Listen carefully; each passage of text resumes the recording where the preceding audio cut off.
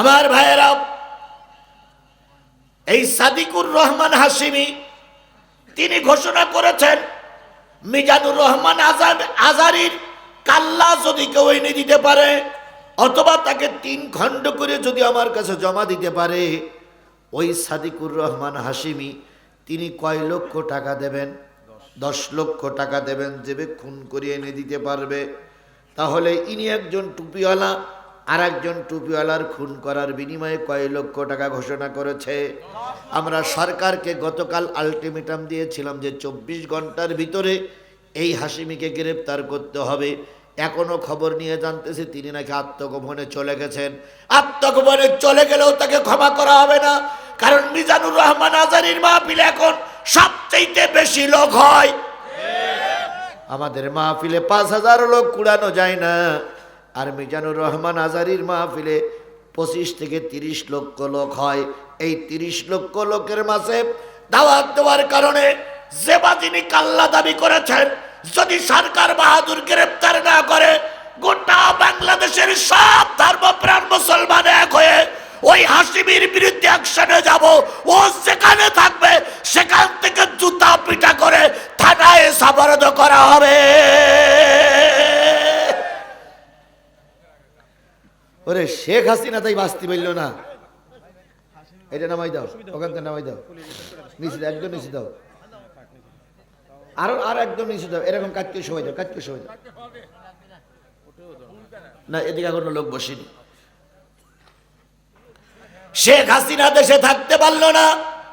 হাশিমি, তুমি যদি সদিচ্ছায় ধরানো দাও, জনগণ তোমাকে যেখানে পাবে সেখানেই সাপের মতন পিটাইতে পিটাইতে সেই থানায় সাবরদ করবে। দরবেশ বাবা বলে একজন লোক ছিল আমাদের দেশে, নাম কি তার? সালমান এফ রহমান। এত বড় ক্ষমতায় তাই দাড়ি কেটে পালাতে হয়েছিল। আইন মন্ত্রীর খোঁচায় সব নেতাদের ফাঁসি হলো, তাও টিকতে পারিনি। হাশিমি নামক এই অপদর্থ, এই কুলাঙ্গার, আলেমদের বিপক্ষে কথা বলা এই নাস্তিক আজ হোক কাল হোক ধরা পড়বে। আমার ভাইয়েরা, যে জিনিসটা বুঝাতে চাচ্ছিলাম, নবীকে সতর্কবাণী দিল, লোভ দেখালো। নবী যখন কালেমার দাওয়াত দেওয়া বন্ধ করলেন না, আবু জেহেল বাহিনী সিদ্ধান্ত নিলে নবীকে মেরে দিতে হবে। পথের কাঁটা না সরাইলে আমাদের মাতবরি চলবে না, তাই পথের কাঁটা সরাই দিতে হবে। আবু জেহেল জাতীয় সংসদে নেতাদের ডাকলো। ওদের যে জাতীয় সংসদটা ছিল তার নাম হলো দারুন নাদওয়া। কি নাম? আরো জোরে বলেন। দারুন নাদওয়া। দারুন নাদওয়ায়, আচ্ছা বারবার যাওয়া যাবে না, যারা ওই পাশে যাবেন তো একবার যান তো, আপনারা ওই পাশে যান, আপনারা ওই পাশে আসেন, আসেন, আসেন। অনেক জায়গা আছে, যদি না আসেন তাহলে ওখানেই থাকেন, বারবার গেলে আমার ডিস্টার্ব হবে। হ্যাঁ, কথা বললে হবে না ভাই, দয়া করে সাউন্ড বন্ধ করুন। দারুন নাদওয়া, দারুন নাদওয়ায় 40 জন সংসদ সদস্য। কয়জন? 12 দলীয় জোটের সমন্বয়ে ওদের সংসদ।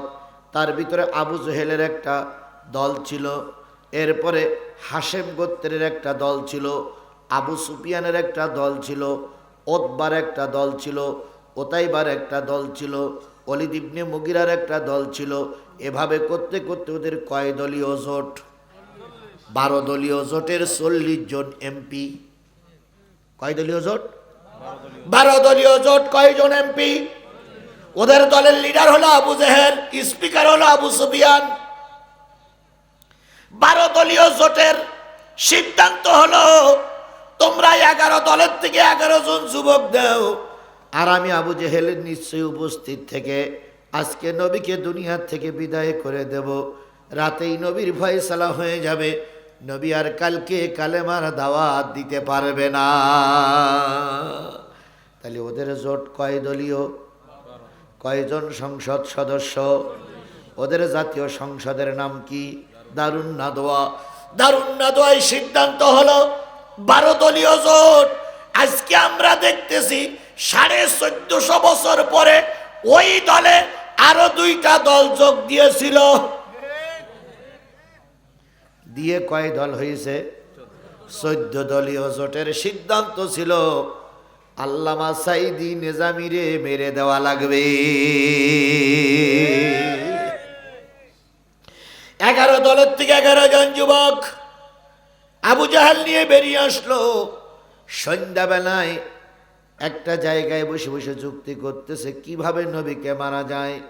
সকলের পরামর্শক্রমে সিদ্ধান্ত হলো বিরাট বড় একটা উট জবাই করো, উটির পচা ভুঁড়িটা, উচির ভুঁড়িটা তোমরা নিয়ে এসো। আগামীকাল সকালবেলা সবাই যখন ঘুমিয়ে থাকে সবার আগে আল্লাহর নবী কাবার চত্বরে আসে। সেই সময় 2 ওয়াক্ত নামাজ ফরজ ছিল, 2 ওয়াক্ত নামাজ পড়তেন। একটা হলো মাগরিবের পর, আর একটা হলো বেলা ওঠার আগে 2 ওয়াক্ত নামাজ পড়তেন। 5 ওয়াক্ত নামাজ ফরজ হয়নি। আগামীকাল সকালবেলা নবী মুহাম্মদ যখন কাবার চত্বরে আসবে সবাই মিলে ভুঁড়িটা তার মাথার পরে চাপাইয়ে দিয়ে ধরে রাখবো।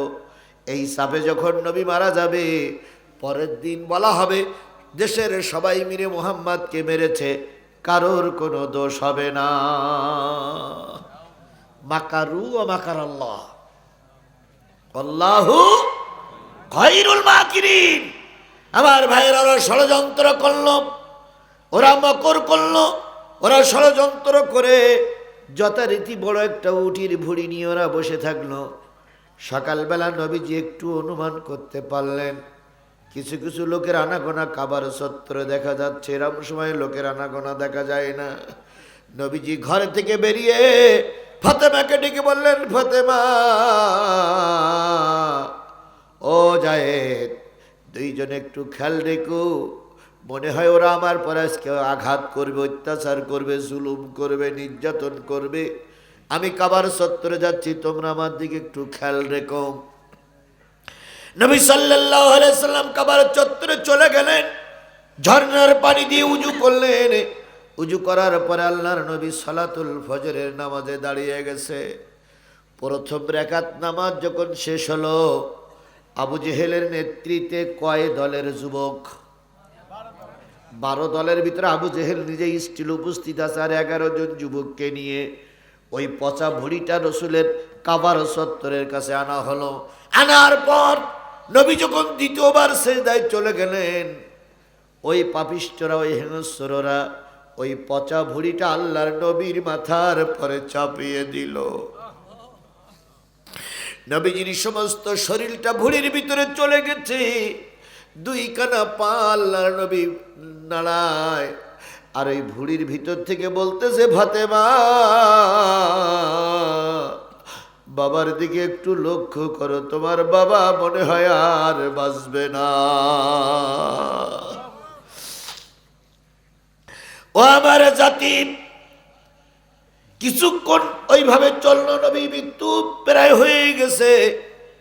ফাতেমা হঠাৎ করে বাইরে বেরিয়ে দেখে একদল লোক হাততালি দিচ্ছে, কুতিলা মোহাম্মদ, কুতিলা মোহাম্মদ, মোহাম্মদ মারা গেছে, মোহাম্মদ মারা গেছে, হাততালি দেয়।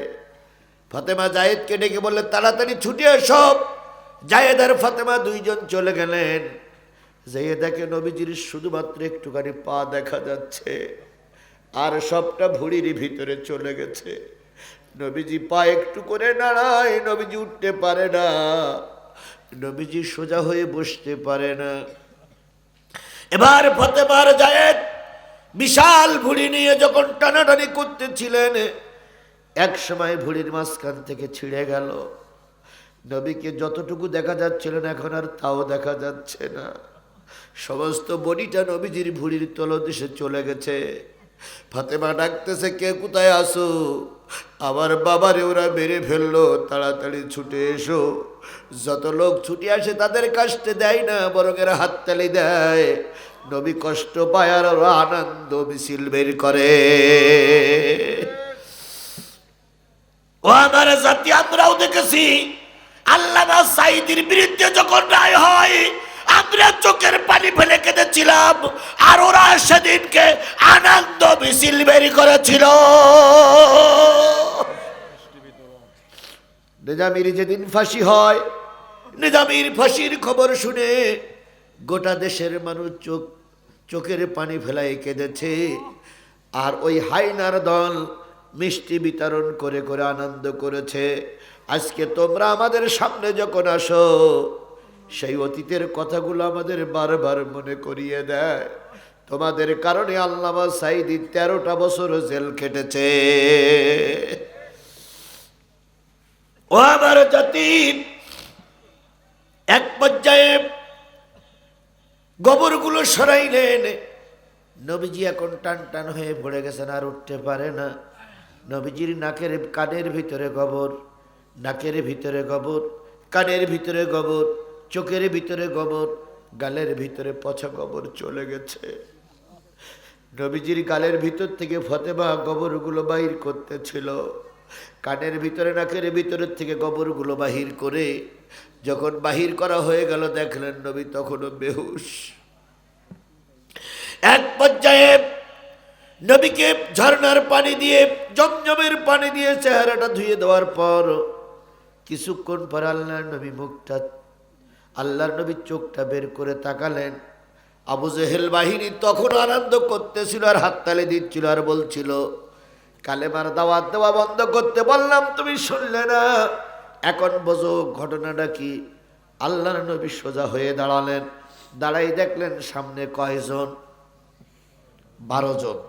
নেতৃত্ব দিচ্ছে কে? আর তার পিছনে দাঁড়াই আছে 11 জন যুবক।